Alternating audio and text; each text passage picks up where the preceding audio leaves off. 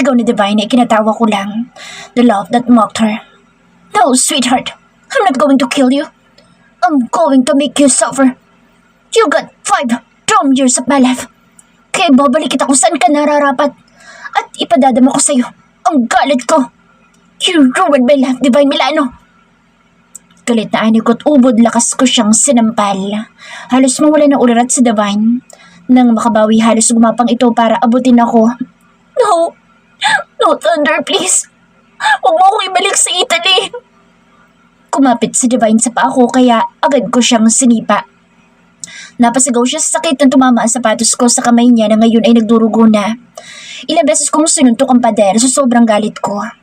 Nang dahil kay Divine na wala sa akin ang pinakamamahal kong babae, kaya ibabalik ko sa kanya ang sakit na nararamdaman ko ngayon. Nag-squat ako malapit sa mukha ni Divine na sa sahig. Sinakal ko ang leeg niya. Nahihirapan na siyang huminga. Mas idiniin ko ang kamay ko sa leeg niya. Boss, tama na yan. Ako nang bahala sa kanya. Hindi mo kailangan dungisan ang kamay mo dahil sa babaeng iyan. Hinila ako ni Bailey palayo kay Divine na duguan na at nahihirapang huminga. Nagpasukan ng ilan pang kalalakihan sa loob ng silid at itinayo ang upuan ni Divine. Tomorrow, I don't want to see her dumb face. Ibalik ng babaeng iyan sa kung saan siya nararapat. Sigaw ko. Mabilis akong lumabas ng silid. Nilisan ko ang hideout na puno pa rin ng galit ang kalooban ko. In-start ko ang sasakyan at agad na pinaharurot palayo sa block shield. Hindi ko na hinintay si Bailey na ipagmaneho ako. Kung hindi dahil kay Divine, sana akong asawa ni Sofia at sana'y ako ang ama ng anak niya, hindi si Lucas. Hindi ko alam kung saan ako pupunta. Wala na akong pakialam sa nagdurugo kong kamao dahil mas masakit ang kalooban ko. The pain inside me is killing me. Just the thought that Lucas touched Sofia was making me insane. Bakit nagawa ni Sofia ang ipagkaloob sa akin ng sarili niya kahit sila ni Lucas? Ang paulit-ulit na sinisigaw ng isip ko. Akala ko'y pareho kami ni Sofia ng nararamdaman. Mali ba ako? Why is she responding to my touches if she doesn't want me? I can feel that she wants me to. Sa isip ko. Pagdating kay Sofia, I was soft, gentle and tender with her. Handa kong talikuran lahat para sa kanya. Lahat kaya kong gawin para sa kanya. I was more at her, mad with desire and longing. Shit! Mura ko nang maalala ko ang mukha ni Lucas na mukhang masaya habang karga ang batang si Tyrone. Sana'y ako ang nasa katayuan ni Lucas kung hindi ako nawala at nagka-amnesia. Ang paulit-ulit kong sigaw sa isip ko. Lalong bumilis ang pagmamaneho ko para ako nakikipagkarera sa kamatayan. Aagawin ko si Sofia kay Lucas. Wala na akong pakialam kung magalit si Lucas sa akin. Sigaw na isip ko. Biglang huminahon ang kalooban ko sa naiisip ko. Sofia and I belong together, and I am determined to prove it to Lucas. Handa akong harapin si Lucas. Ang kapatid kong iginagalang at iniidolo ko noon ay hindi ko akalain na siyang makakaribal ko sa babaeng noon pa man ay tinatangi ko na. Ang babaeng sa una pa lang na nasilayan ko ay nagpakabog na ng gusto sa puso ko. I have never fallen in love so easily or so completely. But when I met Sofia, my heart pounded at her nearness. Nagmaneho ako nang nagmaneho hanggang sa naisipan ko umuwi sa penthouse. Gusto ko munang mapag-isa at mag-isip sa mga dapat kong gawin. Kailangan kong ayusin ang sarili ko bago ko planuhin ang paghaharap kay Sofia at kay Lucas. Susiguraduhin kung ako ang pipiliin niya at hindi ang kapatid ko. Nang makapasok ako sa penthouse, agad kong pinagahagis lahat ng bagay na madampot ko. Maisip ko palang na magkasama sila ngayong gabi ay nagpapabaliw na sa akin. You're an asshole, Lucas! Sigaw ko. Sinipa ko ang coffee table na salamin kaya naglikha ng malakas na ingay sa loob ng penthouse. Kinuha kong isang bote ng whiskey at tinungga ko ito. Gumuhit ang pait sa lalamunan ko pero mas mapait ang nararamdaman ko kaysa sa lasa ng alak na iniinom ko. Paano ko aayusin ang sarili ko kung ganito ang ginagawa ko? Sigaw ng isip ko. Naupo ako sa sahig at muling tunungga ang alak na hawak ko. Nang masaid ko ang laman ng bote, hinagis ko ito na muling naglikha ng malakas na kalabog sa buong sala. Yumuko ako at ilang beses na inihilamos ang palad ko sa mukha ko. Ang sakit. Sakit na ngayon ko lang naramdaman sa buong buhay ko. Luke, please. Come back to me. I uttered. A hot tear rolled down my cheek. Sophia's POV. 2 buwan nang hindi nagpapakita si Thunder sa TS International Corporation. Ang balita'y nasa Amerika ito. Ang sabi naman ng nakararami na sa Italy ito, kasama ng nobya nitong si Divine. Hindi ko alam kung anong paniniwalaan ko. Pilit kong binabalawala ang sakit na nararamdaman ko dahil galit ako sa kanya sa mga paratang niya sa akin na naulit pa nang magkita sa event na pinuntahan namin ni Lucas. You look so beautiful tonight, Sophia. Sambit ni Lucas nang makita niya ako na suot ang evening gown na binili niya para sa akin. Ang off-shoulder bodycon velvet gown na suot ko na hanggang ankle ko ang haba. Bukas ang likuran at hapit sa aking bewang kaya kitang-kita ang hubog ng aking katawan. Kahit ako'y humanga sa gown na suot ko dahil sadyang napakaganda nito. Thank you, Kuya Lucas. Inalalayan ako ni Lucas papasok ng hotel kung saan gaganapin ang event. Bigla ako nakaramdam ng kaba kaya umawak agad ako sa braso ni Lucas. Mukhang mayayaman talaga ang mga tao sa event. Ang mga kababaihan hindi matatawaran ng mga kasuotan at nagkikinang ang diamante na kanilang suot. Habang naglalakad kami papasok sa amin nakatingin ang lahat kaya lalo akong kinabahan. You're the most beautiful woman here, Sophia. Kaya huwag kang ma-intimidate sa mga kababaihang nandito. Bulong ni Lucas at tumawag siya sa bewang ko. Ngumiti ako kay Lucas. Nang makarating kami sa mesa na para sa amin, sakala ako nakahinga ng maayos.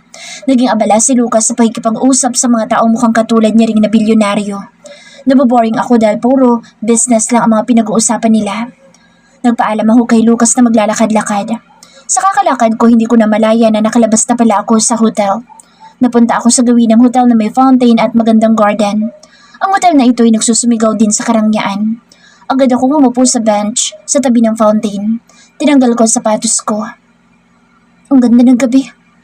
Ang sarap ng panggabing hangin, nakaka-relax. Turan ko habang nakapikit ang mata ko. Napadilat ako na may dumamping labi sa labi ko. Isang mabilis na halik na nagpakabog sa puso ko. You look so stunning tonight. Sambit ni Thunder na titig sa akin. Kapansin-pansin ang pangingitim ng mata niya.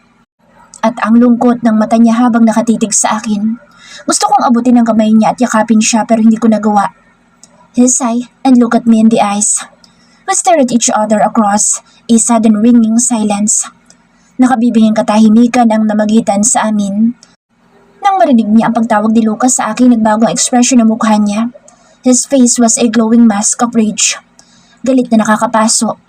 Galit na tumatagos sa kaloob-looban ko. Hanggang ngayon pala iniisip niya na kami ni Lucas. Muli kong narinig ang masasakit na salita na binitawan niya 1 week ago. I thought you loved me, Sophia, pero mali pala ako.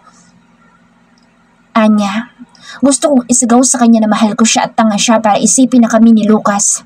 Pero naunahan ako ng galit. Iba ang lumabas sa bibig ko. Doon ka sa dibain mo. Hayaan mo kami ni Lucas. Masamang ipinupukol niyang tingin sa akin. Hindi nagsalita sa Thunder. Nahabag ako nang makita ang lungkot at sakit sa mata niya. Sunod-sunod na mura ko sa isip ko. Gusto kong bawiin ang sinabi ko pero huli na dahil tumalikod na sa Thunder at walang lingon na iniwan ako. Sophia, nabalitaan mo na ba? Bumalik ako sa kasalukuyan na magsalita si Bernadette na naging kaibigan ko na sa TSIC. Ano na naman yun? Ikaw nagiging marites ka na. Nahawa ka na kay Dan. Si Dan ay ang kaibigan namin na gay na mukhang lalaki. Ikaw naman, sinabi lang din sa akin. Nagbalik na daw si Bossing at ibang-iba daw ang itsura nito. Kakaibang Mr. Thunder Simpson daw sa boss ngayon at hindi ngumingiti sa mga bumabati katulad noon. Hindi ako nakapagsalita. Kanina ko pa naiisip sa Thunder. Sa loob ng 2 buwan na hindi ko siya nakita, hinahanap-hanap ko siya. Katulad ng mga nakaraan, mabilis humupa ang galit ko kay Kutong Lupa. Bigla ako nakaramdam ng excitement na muli siyang makita. Kahit sulyap lang, magiging okay na ako. Sa loob ng 2 buwan na wala si Thunder, madalas na itanong ni Tyrone kung kailan siya bibisita ulit na hindi ko kayang sagutin. Ilang beses kong sinubukang tawagan ang number niya pero mukhang nagpalit siya ng numero dahil hindi ko siya makontak. Kahit si Lucas hindi alam ang number ni Thunder at hindi din ito nagpapakita kay Lucas. Bakit natulala ka na dyan? Wala, may naisip lang ako.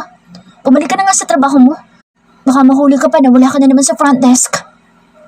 Kinasanayan na ni Bernadette na puntahan ako sa klinik para makapagtsismisan ng kung ano-anong nasasagap niya. Nang makalis si Bernadette, muli kong naisip sa Thunder. Bumalik ka na pala, Kuton Lupa. Ang pinakatangang lalaki na nakilala ko. Siguro kasama niya ang babaeng garapata. Sambit ko. Sino babaeng garapata? Napaigtad ako sa gulat ng bumukas ang pintuan at bumungad ang mukha ni Dan na nakangisi. Bakit ka ba nagugulat na bakla ka? Singhal ko sa kanya. Hodge naman girl, pagdiinan talaga ang bakla. Hindi ko napigilan ang mapahalakhak sa tinura ni Dan. Lalaking lalaki itong tingnan pero ang puso'y babaeng babae. Kakaalis lang ni Berna, ikaw naman ang pumalit. Pare-pareho tayo mawawalan ng trabaho sa kakapunta niyo dito sa klinik para lang makapag-chismisan sa akin. Lumapit si Dan sa akin at umupo sa tabi ko. Humawak pa siya sa braso ko, parang batang naglalambing. Hinaplos-aplos niya pa ang braso ko. Kung may makakakita sa amin at hindi kilala na bakla si Dan, iisipin na naglalambingan kami na magkarelasyon. Move your damn filthy hands from her! Sabay pa kaming napatili ni Dan nang pabalyang bumukas ang pintuan ng klinik at umalingaw-ngaw ang sigaw ni Kuton Lupa. Agad na tumakbong palabas ng klinik si Dan na namumutla. Sinundan pa ng masamang tingin ni Thunder si Dan. Ano ko yung problema ng Kuton Lupa na to? Napatitig ako sa itsura niya. Tama si Bernadette. Ibang-ibang itsura ni Thunder. Mahaba ang buhok at may tumutubong balbas. Naiinis ako sa itsura niya. Good afternoon, Mr. Simpson. May kailangan po ba kayo? Pinapormal ko ang pagsasalita ko. Siya pa din ang boss ko kaya kailangan ko maging magalang sa kanya. Tuwing mapapatingin ako sa itsura niya, napapasimangot ako. Huwag siyang magpapakita kay Taro ng ganyan na itsura. I miss you, love. Napatitig ako ng matagal kay Thunder sa tinuran niya. Ang lakas ng kabog ng puso ko. Sa dami na nangyari sa pagitan namin, ngayon ko lang ulit narinig sa kanya na tawagin niya akong love. Thunder's POV. When Sophia told me, nahayaan ko sila ni Lucas, parang nawalan ako ng pag-asa na bumalik pa siya sa akin. Lalo akong napuod kay Lucas.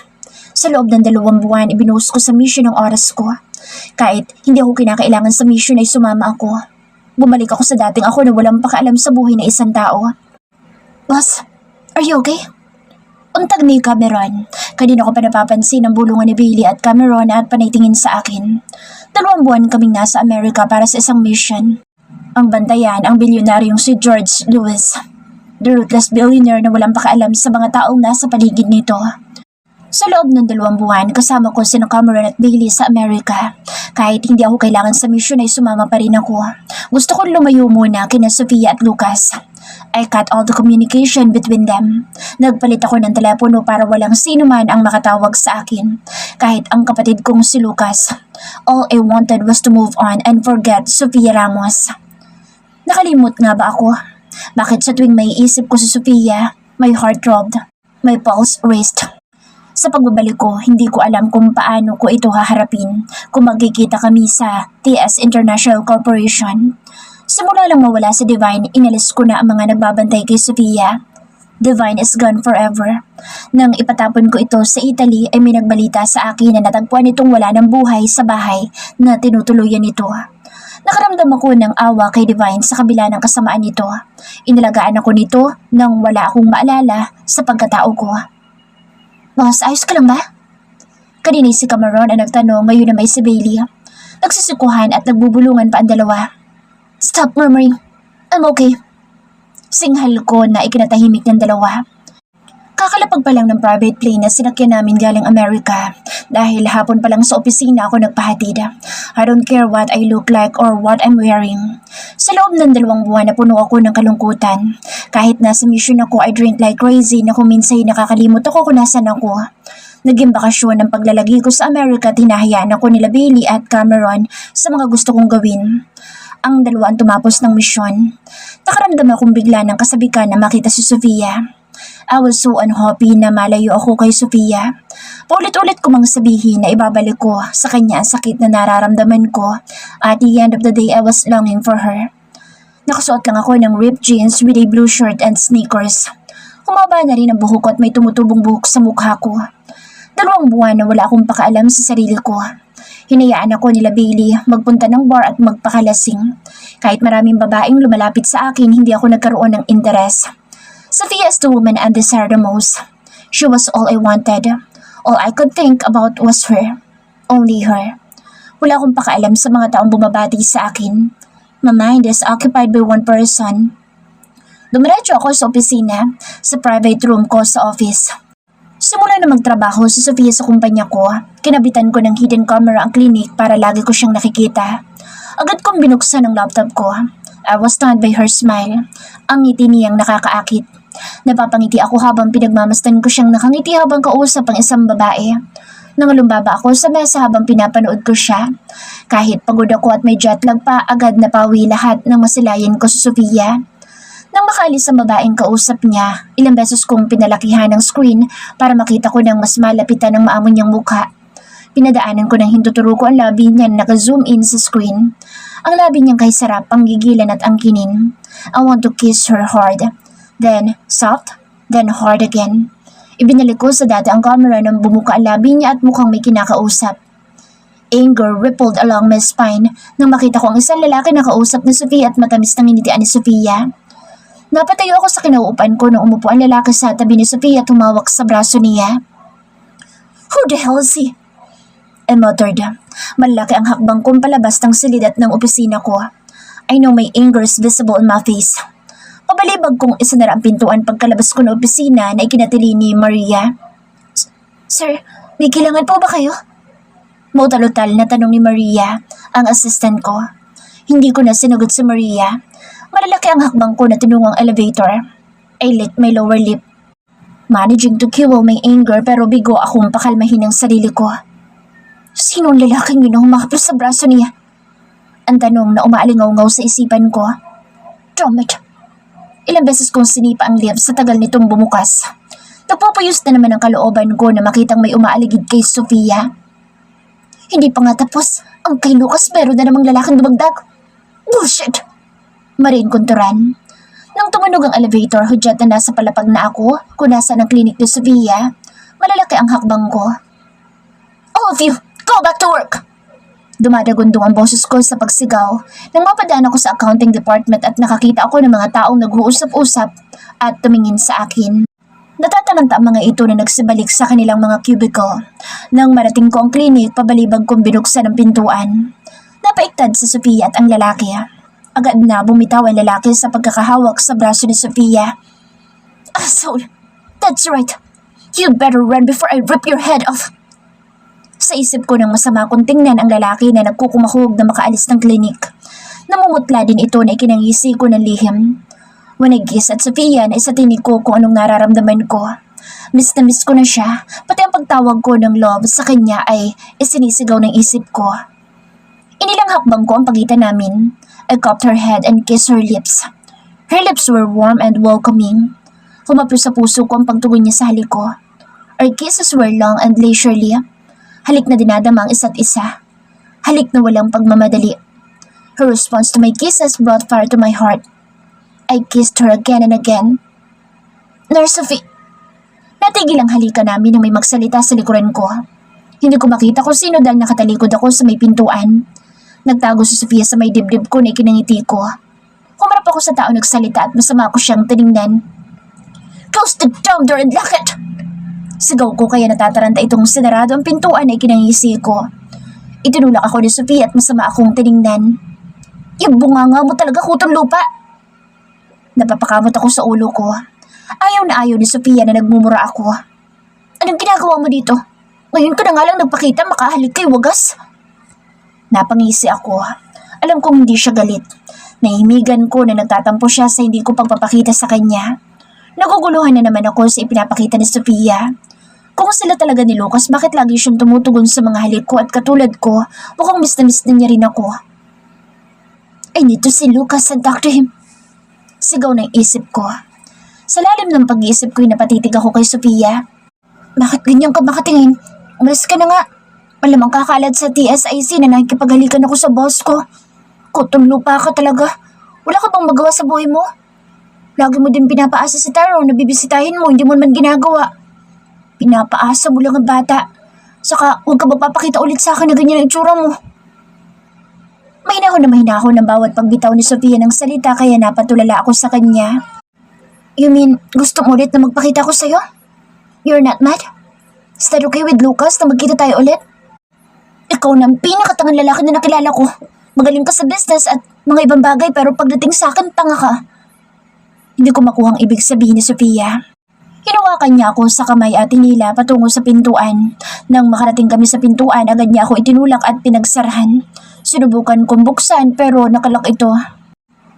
Love, open the door please! Sigaw ko. Wala na akong pakaalam kung may makarinig sa akin. Kinalampag ko ang pintuan kaya walang nagawa si Sofia kundi pagbuksan ako. Natigilan ako na makita ang galit niya kaya dumistansya ako. Gusto mo ba talaga magalit ako sa iyo ng tuluyan? Ayusin mo ang sarili mo bago ko marapat makipag-usap sa akin. Naintindihan mo ba, Thunder Simpson?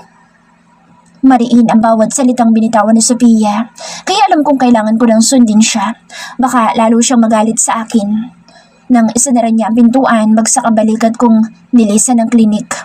Gulong-gulong isip ko sa mga binitawang salita ni Sofia.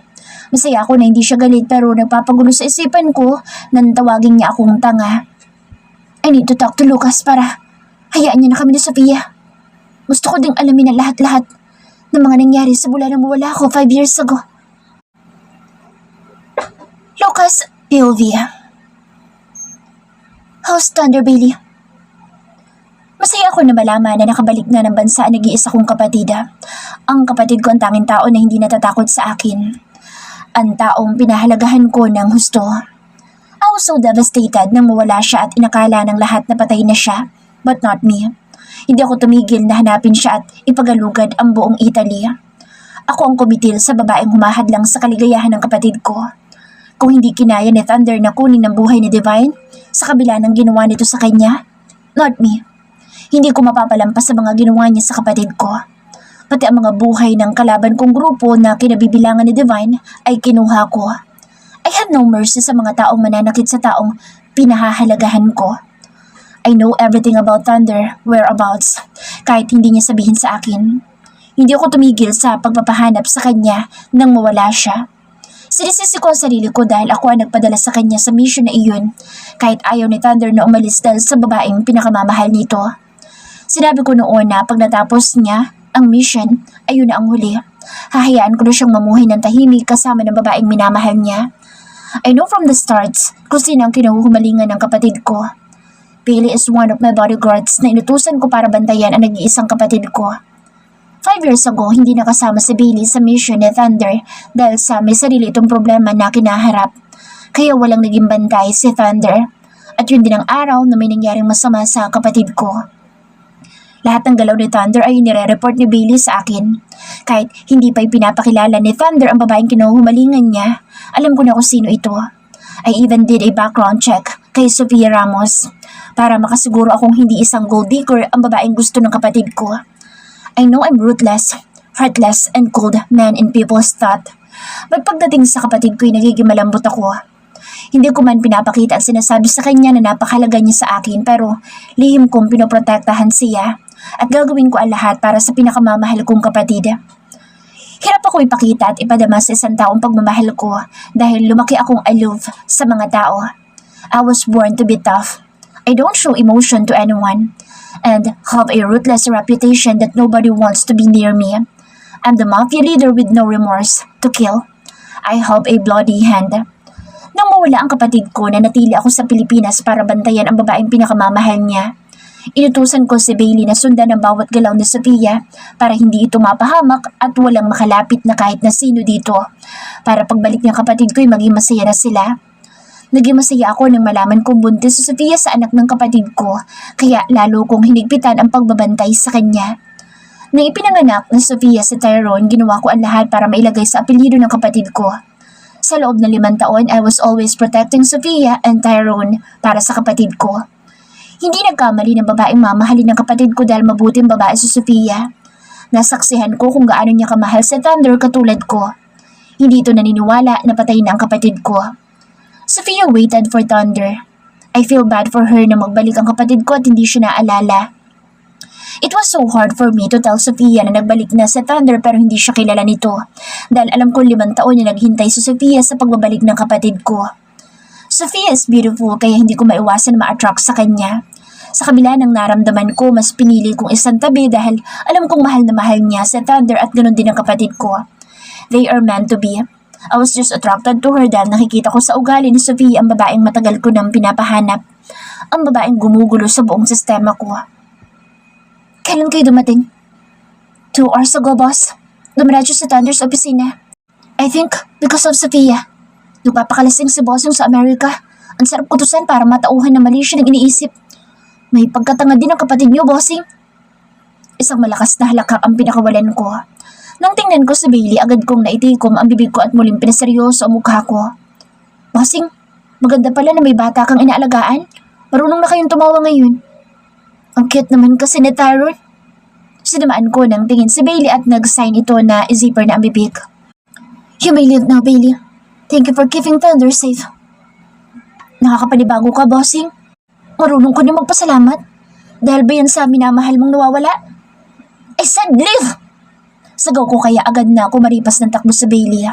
Alam kong hindi ito takot dahil naririnig ko pang pagtawa nito. Hindi ako makapaniwala na pagsasilosan ako ng kapatid ko at iisipin ni Thunder na ako ang ama ni Tyrone. Hindi ko alam na may pagkatanga ang kapatid ko na magaling sa negosyo, sa pakikipaglaban at matalino sa lahat ng bagay. Tama si Sophia na hindi man lang nakita ni Thunder na parang pinagbiyak na bunga sila ni Tyrone. He's an asshole thinking that I'm Tyrone's father. I muttered. Isang plano ang nabuo sa isip ko para magpursige sa Thunder na ipaglaban si Sophia at mawala ang katangahan niya. I grinned just at the thought of it. Napalingon ako sa pintuan ng pabalibag na bumukas ito at sumungaw ang mukha ni Thunder na seryoso at halatang may galit. Speaking of the devil, I muttered. Lucas, let's talk. What's the matter, Thunder? Long time no see. Hindi mo man lang baka kamustahin ang kuya mo? Napamaang si Thunder sa tinuran ko dahil kilala ko ni Thunder na hindi pala salita at laging seryoso. Lucas, alam ko may anak na kayo ni Sophia pero huwag kang pa kasi siguro dahil kukunin ko si Sophia sa'yo. Mahal na mahal ko si Sophia at hindi ko alam kung paano naging kayo. Just find a woman that you love. Gusto mo bang ituloy ko ng paghahanap sa babaeng iyon para layuan mo na si Sophia? Sophia's right. Tanga nga ang kapatid ko. Sigaw na isip ko. Hindi ko napigilan ang mapangisi. Sorry, Thunder. Hindi mo ba alam na next month ang kasal namin ni Sophia? Alam kong sa sinabi ko'y gagawa ng paraan si Thunder para makuha si Sophia. Gusto kong humalakak sa nakikita kong pagkabigla sa kanyang mukha. At ilang sandali pa'y galit naman ang nakita ko sa mata niya. Mabilis kong nailagan ang suntok niya. Mabilis kong sinipa sa sikmura sa Thunder kaya tumilapon ito sa sahig. Alam kong hindi naman ito nasaktan dahil hindi ko naman itinodo ang sipa ko. Para yan sa katangahan mo. Mahal mo si Sophia pero pinag-iisipan mo siya ng masama. She waited for you. Sigaw ng isip ko. My little brother forgot who I am. Don't you dare get near Sophia. She's my fiancé. Lihim ako napapangiti sa nakikita kong galit sa kanya. Alam kong sa pananakot ko lalo mag-aalab ang kalooban ni Thunder na makuha si Sophia. Hindi ako papayag na makasal sa'yo si Sophia. She's mine. Sigaw ni Thunder at malalaki ang hakbang na nagmarchang palabas ng mansyon ko. I'm happy for you, Thunder, na nagbalik na ang dating ikaw. Nawala ang kaduwagan mo. Welcome back, Thunder Simpson. The fire in your ass is back. Alam kong simula sa araw na ito, gagawin mo na ang lahat para kay Sophia. Sophia's POV. Ang halik ni Thunder na hindi mawala-wala sa isipan ko. 2 buwan na ang nakalilipas. Iniisip niya pa rin na may relasyon kami ni Lucas. The man that I love the most is screaming with wealth and wise pero tanga pagdating sa akin. Akala ko kilala niya ako but I was wrong. Dahil hanggang ngayon iniisip niya pa rin na kami ni Lucas at anak ni Lucas, si Tyrone. Gusto ko siyang sapakin sa katangahan na ipinapakita niya. 2 buwan siyang hindi nagpakita sa pagbabalik niya, bigla na lang manghahalik. Kutong lupa talaga. Walang magawa sa buhay kundi ang guluhin ako. Tingnan natin kung hanggang saan ang pagkabulag niya na hindi makita na anak niya, sa Tyrone.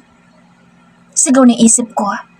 Sa paggalik niya sa akin kahapon nahirapan ako makatulog kagabi kaya ngayon ay antok na antok ako sa loob ng klinik. His kiss crushed into my heart.